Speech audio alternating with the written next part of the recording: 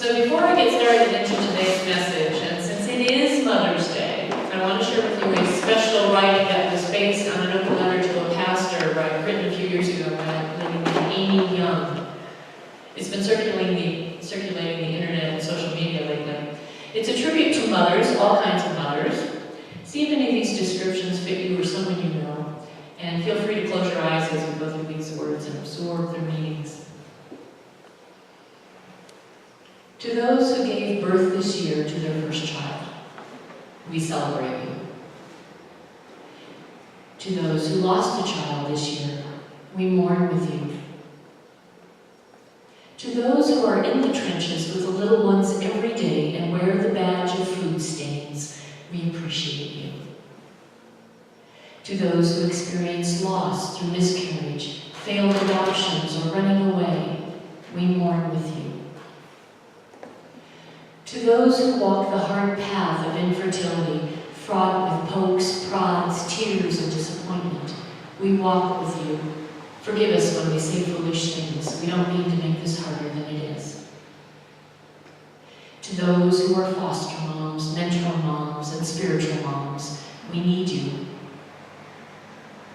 To those who have warm and close relationships with your children, we celebrate you.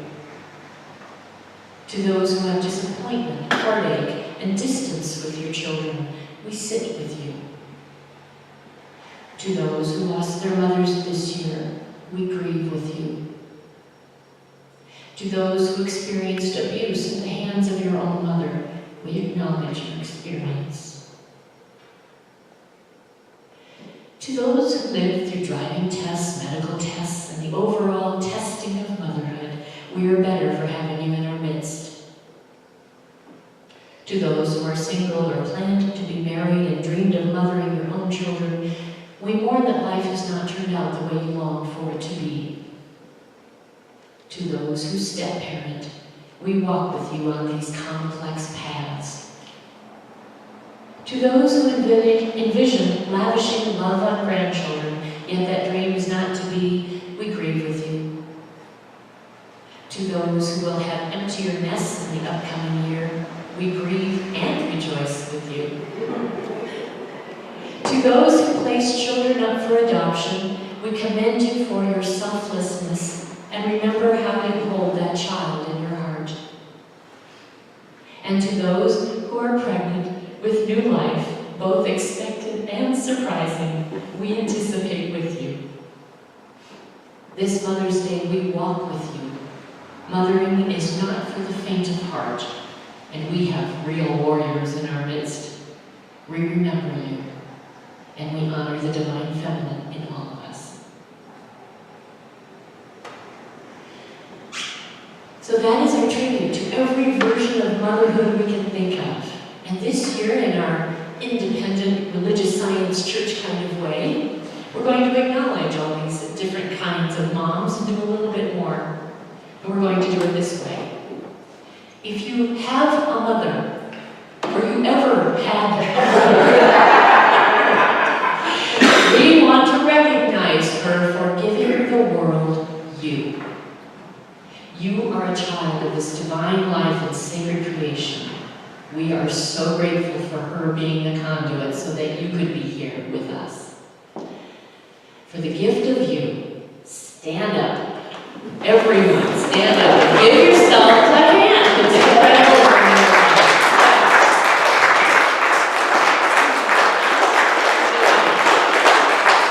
Thank you. So here we are again, continuing the season of abundance in the prosperity journey. Our focus today is on so many choices, soul choices. Ones that we make to create the life we envision, or ways that we can improve, expand, and rearrange what we have and are, so that we like it more than we do now, maybe. To love our lives and who we are becoming, and will be. For example, being a mom, or deciding not to be a mom, or having the decision thrust upon you in some way. Motherhood is one of those soul choices. It's a major one, of course. Yet only one of the ones we make The Science Mind textbook states, we cannot live a choiceless life. Every day, every moment, every second, there is choice. If it were not so, we would not be individuals. We would not be individuals. We'd be robots, or robotons, as Holmes called them. And then he writes, we have the right to choose what we wish to experience, the kind of companions, what city, and what type of house we would like to live. This and so much more. As a mother, one of the first ways that I started to teach my children, and now with my grandchildren, when I have the opportunity, was through choice. I got to set the boundaries or the parameters for what was allowed, and they got to choose within what was offered. I later discovered that this technique is the basis for the Love Logic parenting program, which I also embraced.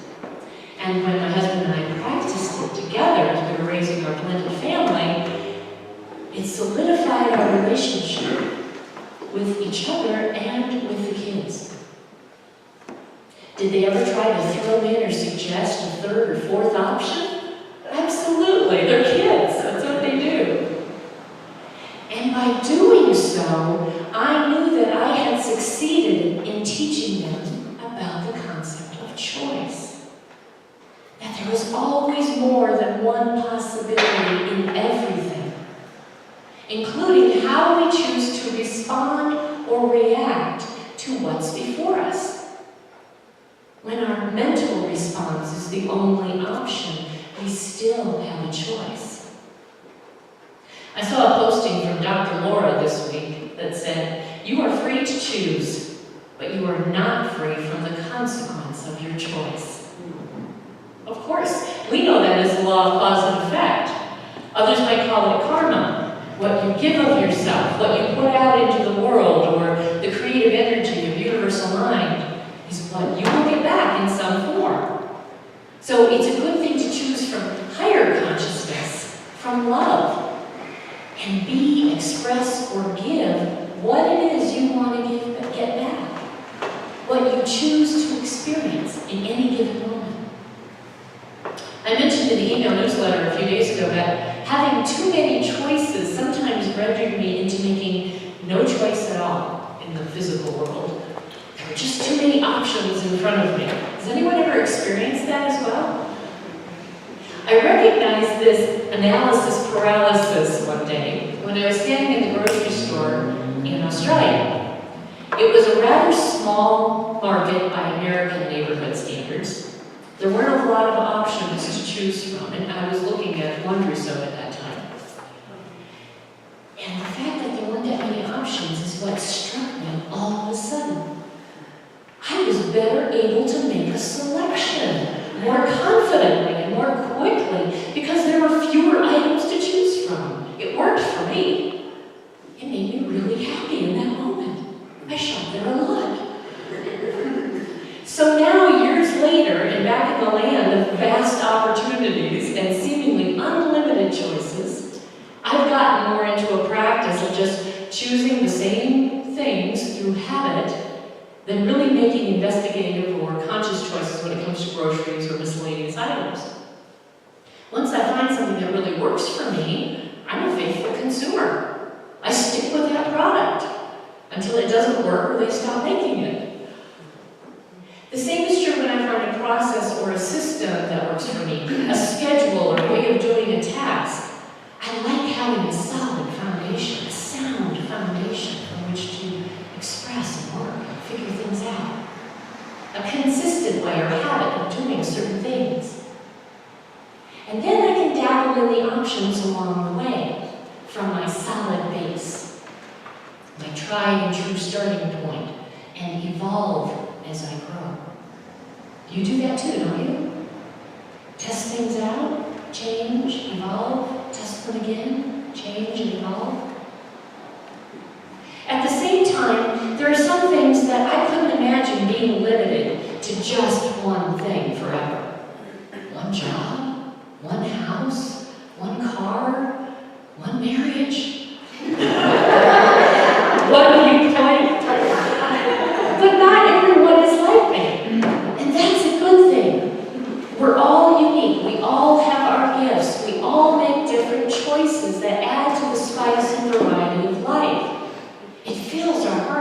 souls with joy and wonder and beauty. It's wonderful. And we get to share those aspects with each other. Of all the studies I've ever started, all the topics I've explored, or the projects or art and crafts that I've dabbled in along the way, this philosophy, this science of mind thinking, was the best soul choice I ever made. Soul choices seem to last longer than head choices. My interest in science of mind has endured the longest. It's more than 20 years now. And there is still so much more to learn. I know that some of you have been studying it a lot longer than I have. Or you've had the privilege of growing up in a New Thought home with New Thought parents. How wonderful is that? And we get to start that process within our own congregation with some of our kids now. And then we get to come together in this spiritual community and share in each other's journey, to support one another and expand in consciousness even more. We get to take it out in the world, be the example of God showing up as us.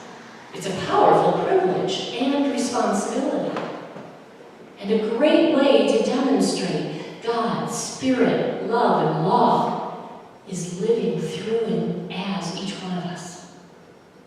We're all God beings, God sparks in this physical world. As our consciousness grows, we see things in a different context, too, from time to time.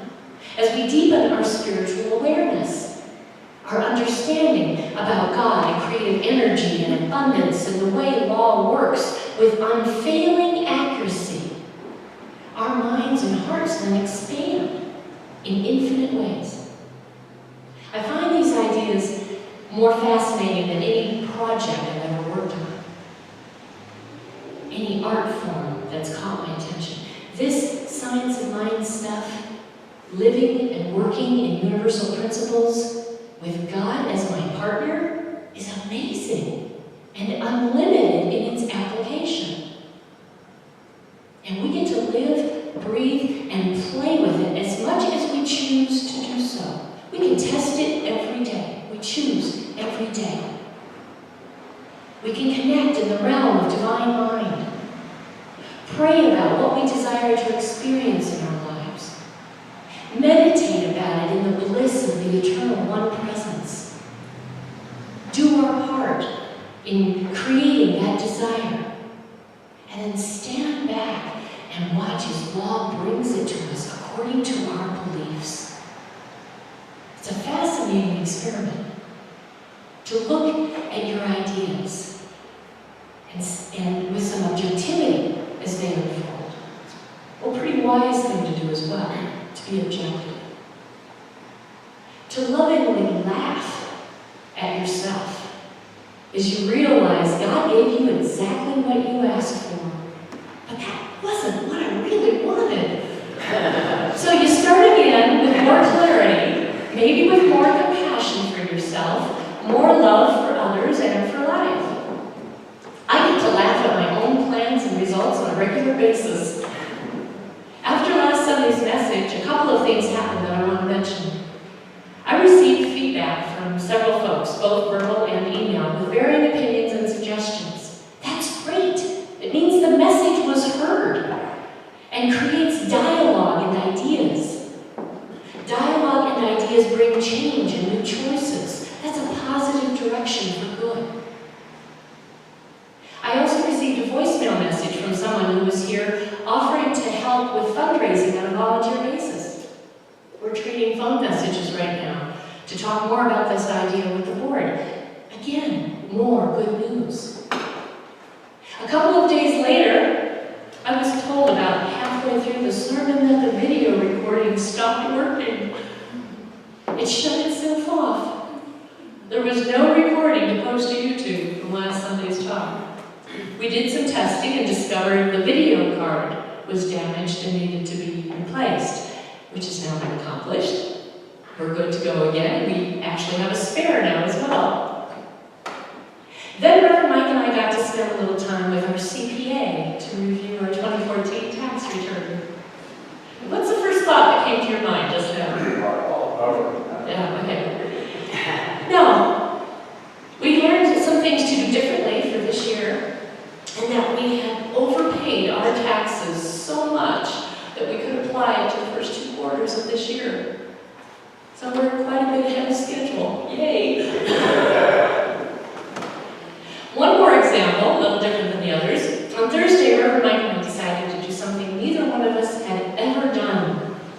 we toured the state capitol building.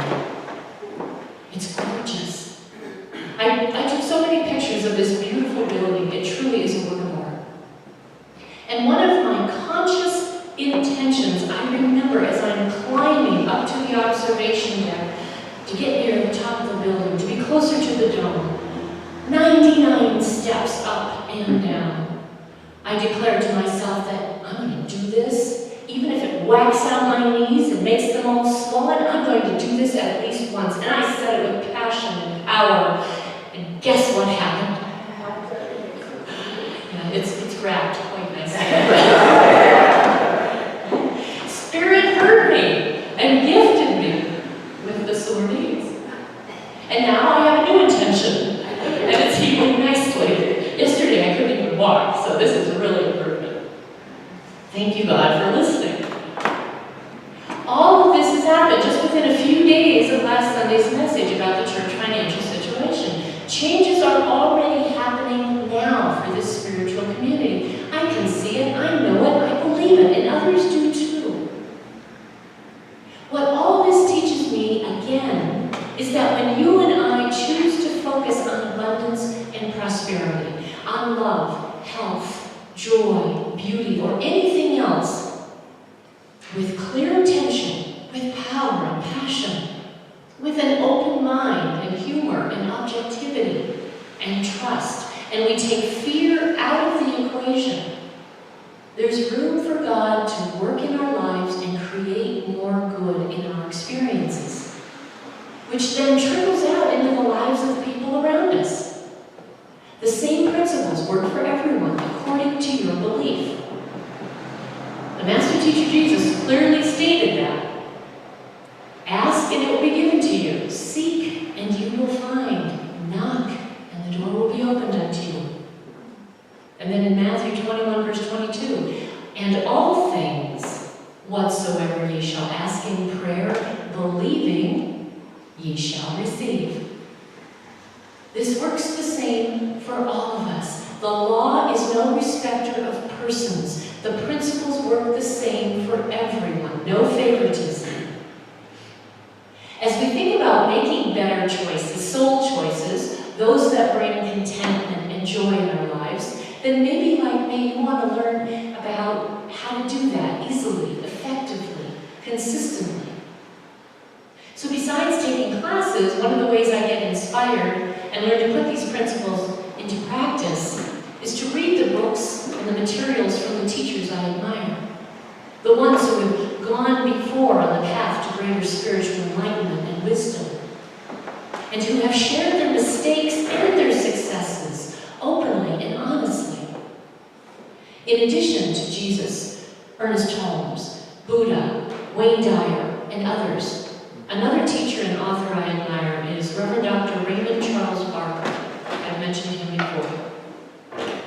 He was definitely influential in the New Thought movement and was the first minister of the Church of Religious Science in New York, a megachurch at that time. He also served as the president of the International New Thought Alliance. One of his many students was Louise Hay, who went on to be a practitioner, minister, author, and publisher, and another example of someone who openly shares her life. After years of preaching and teaching and writing, Dr. Raymond made his transition from this earthly place in January 1988, so it wasn't too long ago. He was out there doing this. I just finished reading a small book of his entitled Collected Wisdom of Dr. Raymond Charles Barker. It's a compilation of sermons, prayers, and spiritual essays. He wrote and spoke very much like religious science founder Dr. Ernest Holmes, with conviction and directness, with humor and humility, with clarity and authenticity. Both were great teachers in the New Thought movement, especially in religious science. The reason I bring this up today is because Dr. Raymond had some things to say about choice and making changes, about creating what we want to experience. Actually, he had a lot to say about a lot of things. Things we can all implement in our own lives right now, to try them on and expand our way of thinking. So this morning I'm going to share a few messages from Dr. Raymond, and I'd like to, as a way to conclude our message, and I've asked our Ministry of Prayer Practitioner intern Bob Collins to assist to give us that deep male voice. He's going to start. Dr. Raymond said, if you are going to stay in the routine of your present place, my message has no value. If you are going to stay the way you are, then you don't need spiritual help or inspiration. Once in a while, the great teachers through history found a few people willing to change. Wherever they found people willing to change, then a change in history took place. first of all, you don't die. You only change environment. Second, you were not born to struggle. You were born to function in life and handle problems, most of which you create. You and I were born to become. Do I have some suggestions to make? I most certainly do. First, flexibility. And second, the capacity to accept change as normal. Third, you have to be interested in life to be alive. You never lose interest in being alive. The aged withdraw from life. The mature continue to function in the mainstream of life.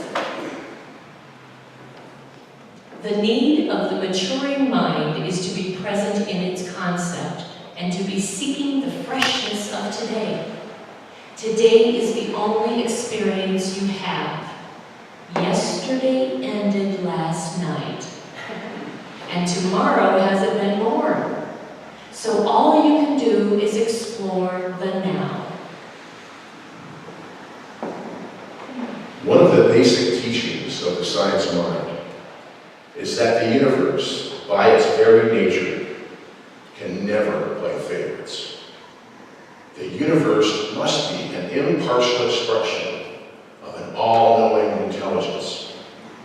By its very unity and cohesiveness, it indicates that it gives of itself to all. As a universe, it never restricts anyone. Thus, all limitation is self-limitation. The way you accept yourself is the way in which you experience life. There is a mind that knows. There is a law that acts. There is a spirit that gives of itself. And I am, you are, its individualization. It works through me, but I have been concentrating on problems. In my imagination, I have built tremendous problems. Whatever the nature of God is, you are its embodiment. You are its action. You are it made visible at the point where you are. Say to yourself, I am weary of wasting energy on the problems I accept. I now look beyond my problems to the solution.